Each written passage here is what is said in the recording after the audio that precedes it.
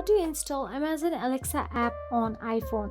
So here is a simple step-by-step guide on how to do so.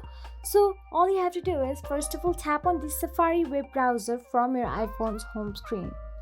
Then once inside the Safari web browser, all you have to do is simply tap on the search address bar and type down the Amazon Alexa and hit enter.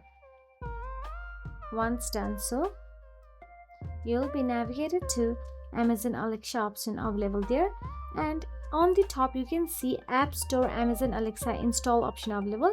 If you tap on it, then you'll be navigated to the direct App Store to download this. If I do so, it is not available on my region, so I cannot find it on my App Store. And if you are facing the same situation, then it is because of regional issue, or else you can simply download it easily. So that is it. If you found this video helpful, please like, share and subscribe our channel, and thank you so much for watching.